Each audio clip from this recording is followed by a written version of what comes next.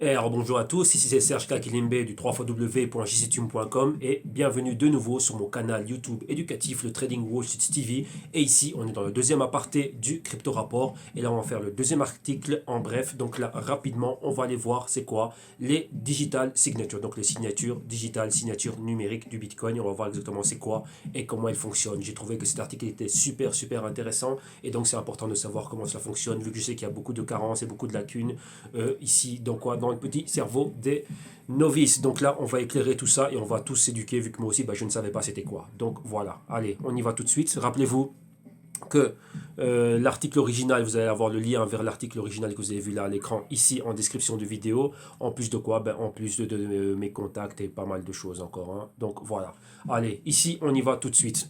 Excusez-moi. Voilà, là, ça va mieux. Allez, c'est parti. Bitcoin et les signatures numériques. Donc, c'est quoi exactement ça? L'une des principales clés du protocole Bitcoin sont les signatures numériques et leur vérification. La plateforme Bitcoin nécessite que les personnes qui effectuent des transactions en utilisant la crypto-monnaie prouvent qu'ils détiennent la propriété de la clé privée pour les pièces qu'ils souhaitent envoyer. Les signatures numériques vous permettent de prouver que vous possédez la clé sans la divulguer. Continuons. Que sont exactement les signatures numériques? Une signature numérique est le hachage d'une transaction qui a été chiffrée avec une clé secrète. Cette clé secrète est également appelée clé privée. La vérification de la signature d'une transaction nécessite une clé publique associée. La signature numérique a pour rôle de prouver que la transaction n'a pas été modifiée et que la transaction a été émise par le propriétaire légitime de la clé privée. Donc voilà, jusqu'ici, tout va bien. Comment travaille-t-il? Comment cela fonctionne? Comme nous l'avons mentionné plus haut, la clé privée génère une clé publique qui, en utilisant des algorithmes basés sur des courbes elliptiques et une arithmétique modulaire, génère l'adresse. Donc tout simplement c'est ça. Donc ça c'est pas compliqué. Tout ça c'est au niveau de sécurité, hein. Donc pour pas divulguer réellement qui vous êtes, pourquoi, si j'ai votre clé privée, ciao vos bitcoins. Tout simplement c'est ça. Ouais, c'est ça qu'arrivent à faire les hackers. Ok? Donc voilà, lorsque les wallets sont hackés.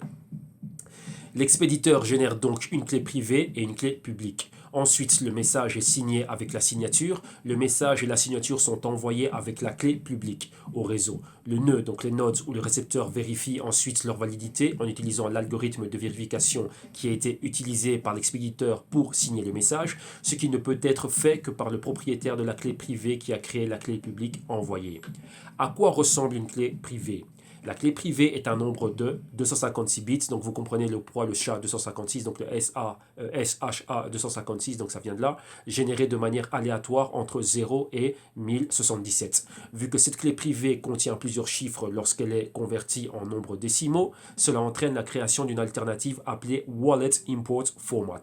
Ce format commence par le chiffre 5, suivi d'une séquence composée de lettres et de chiffres. Jusqu'ici, tout va bien, c'est super bien expliqué, donc il n'y a rien de super astrologique, astronomique ici, hein. Donc continuons. Quelles sont les clés publiques? Une clé publique Bitcoin est obtenue en utilisant un ensemble d'opérations mathématiques connues sous le nom de cryptographie à courbe elliptique sur une clé privée. Alors qu'une clé privée est un nombre entier, un nombre compris entre 0 et 1077, la clé publique est une coordonnée composée de deux nombres entiers. Pour faciliter le traitement, la clé publique est transformée en une seule valeur. Jusqu'ici, tout va bien, c'est super bien expliqué. Continuons. Le processus de génération entre les clés privées et publiques repose sur une trappe mathématique, donc un piège, hein, comprenez ça comme ça. Une fonction facile à exécuter dans une direction, mais presque impossible à effectuer dans la direction opposée. Donc là, c'est le reverse, donc ça c'est toujours quoi? Au niveau des sécurités, et vous protégez de quoi? Des hackers. Continuons. Signature numérique et transaction. Bitcoin exige que toutes les transactions aient une signature numérique pour éviter toute falsification. Cette signature, comme une clé privée, est aussi un nombre qui a été choisi parmi une très large gamme. Le logiciel d'un portefeuille génère une signature en utilisant des algorithmes pour traiter une transaction avec la clé privée correcte. Cela signifie que toute personne ayant une transaction et sa signature peut vérifier l'authenticité d'un message. Une signature de transaction est presque impossible à truquer, donc falsifier.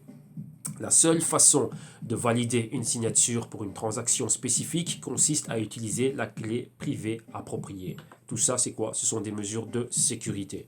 Donc pour éviter quoi? Encore une fois, le hack. Contrairement aux signatures que vous écrivez pour une vérification, une signature de transaction change si la moindre modification se produit dans la transaction. Il n'y a aucun moyen de prédire comment la signature va changer, ce qui la rend presque impossible à altérer. Recommandation, ne perds pas ta clé. Les signatures numériques rendent les transactions Bitcoin non répudiables. Cela signifie qu'une fois que vous avez signé quelque chose, vous pouvez dire que vous ne pouvez dire que vous ne l'avez pas fait puisque vous êtes le seul propriétaire de la clé. Ah oui, c'est ça, et ça reste dans le blockchain. Mais si votre clé est volée ou perdue, vous perdrez la possession de tous vos Bitcoins. Donc ça, c'est super, super, super important. Conclusion. Bitcoin peut être considéré comme un réseau ouvert à travers lequel les transactions sont effectuées en utilisant des signatures numériques. Pour arbitrer et valider les dites transactions, ces signatures protègent également les acheteurs, les vendeurs et la communauté Bitcoin dans son ensemble contre la contrefaçon, donc contre les hackers et les scammers, les fraudeurs et les malfaiteurs. Donc voilà. Ici, on va en arrêter là, donc on va s'arrêter là. Donc là, qu'est-ce que vous en pensez vous? Donc vous voyez que c'est super utile de savoir ça. Vous voyez que lorsqu'on est au niveau blockchain, Bitcoin, ainsi de suite, il y a beaucoup de gens qui veulent parler comme une encyclopédie. Personnellement, on s'en fout. La chose la plus importante, c'est quoi? C'est vous devez vous éduquer. Il y a des choses qui sont là, on a des outils. Vous voyez, c'est pas sorcier ce que je fais. Donc là, je partage cela avec vous. Donc vous voyez qu'ici, en même temps, moi aussi, je suis en train d'apprendre. C'est ça, le blockchain, c'est nouveau pour tout le monde. Donc là, on apprend. Vous voyez qu'au plus on en sait, au mieux c'est. Et au mieux quoi? Au mieux on peut mesurer les risques qu'on est en train de prendre. Donc voilà.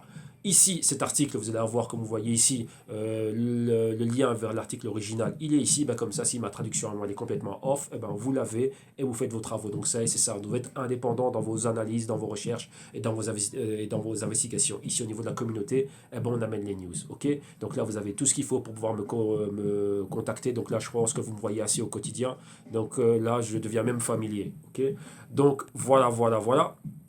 On va s'arrêter ici avec cet article-là. Donc, on va mettre ça comme ça c'est plus joli. Et on voit ça. Donc, maintenant, vous savez c'est quoi la signature digitale du Bitcoin. Vous connaissez la différence entre le private key et le public key. Donc, le private key, gardez-le comme votre âme, comme si c'était vous-même, et ainsi de suite. Et votre clé publique, c'est votre avatar dans le réseau blockchain Bitcoin. OK? Voilà. Pour certains, bye bye. Pour d'autres, on se retrouve à la prochaine vidéo. Et là, la prochaine, c'est une vidéo sur le Bitcoin Cash. OK? Allez, ciao, bye bye.